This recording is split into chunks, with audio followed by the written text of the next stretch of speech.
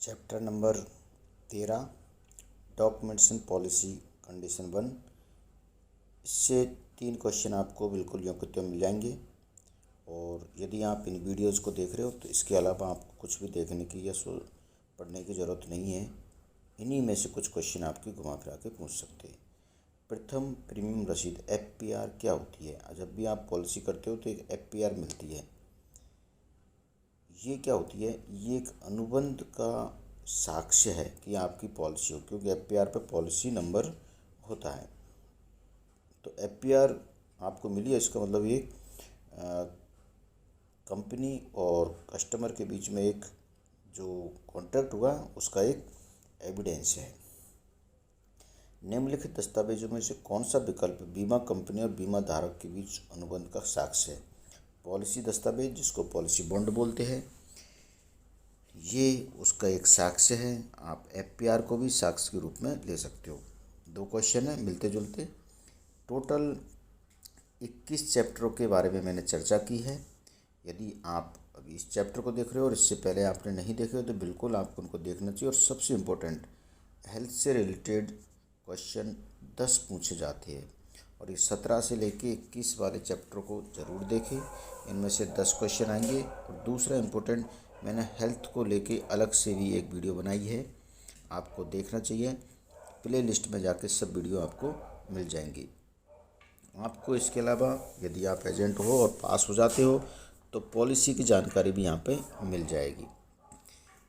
अगर एक किसी पॉलिसी दस्तावेज के विवरण के लिए जटिल भाषा का प्रयोग किया जाता है और इसमें कोई अस्पष्टता होती है और बात क्लियर नहीं होती है, तो आमतौर पे इसका फ़ायदा किसको मिलता है?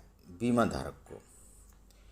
आपने जिस तरह से देखा होगा क्रिकेट में, जब भी थर्ड एम्पायर को डाउट होता है किसी पर, तो बैट्समैन को उसका बेनिफिट दिया जाता है। इसी तरह से लैंग्वेज से कोई बात स्पष्ट नहीं हो पा रही है तो उसका डाउट वाला बेनिफिट हमेशा बीमा धारक को दिया जाता है, ना कि कंपनी। उसमें और कुछ भी नहीं है।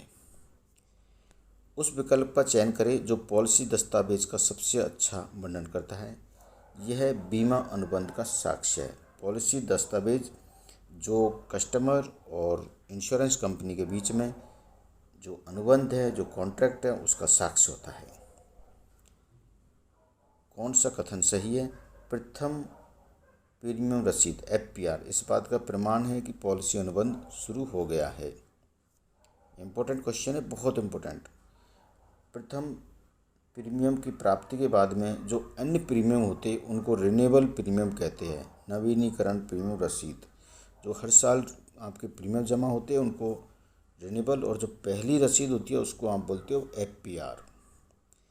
अगर बीमित व्यक्ति मूल जीवन बीमा पॉलिसी दस्तावेज खो देता है तो क्या होगा? उसकी डुप्लीकेट पॉलिसी बॉन्ड बनेगा और पॉलिसी कंडीशंस में, उसके बेनिफिट्स में कोई भी बदलाव नहीं होगा। बहुत इंपॉर्टेंट क्वेश्चन है, अक्सर पूछा जाता है। आप इंश्योरेंस कस्टमर केयर में आए हो तो सब्सक्राइब करना है, बेल आइकन दबाना है।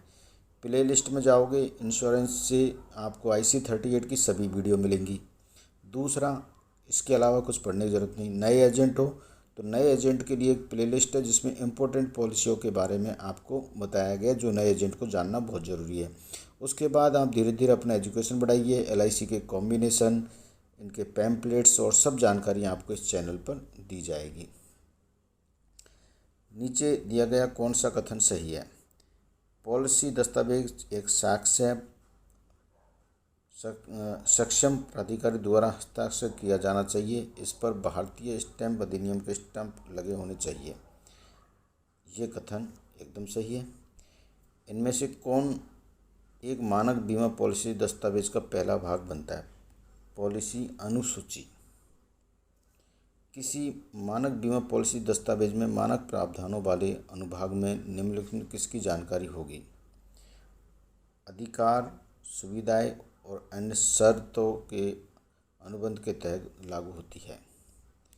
एक ऐसी महिला जो अनुबंध लेने के समय गर्भवती है, उसके लिए गर्भावस्था के कारण मौत की जोखिम को कवर नहीं करने का एक क्लॉज मानक पॉलिसी दस्तावेज के कौन से खंड में शामिल है? पॉलिसी के विशेष प्रावधान के अंतर्गत ये इम्पोर्टेंट क्वेश्चन है कि कोई प्रेग्नेंट लेडी पॉलिसी लेती है तो बिल्कुल कंपनी उसको पॉलिसी तो देगी, लेकिन एक क्लॉज लगा दिया जाएगा कि इन केस ऑफ डिलीवरी के समय उसकी डेथ होती है तो पॉलिसी के विशेष प्रावधान में ये घोषणा कर दी जाएगी उसका कवर नहीं होगा। इसके अलावा नॉर्मल पॉलिसी चलती रहेगी।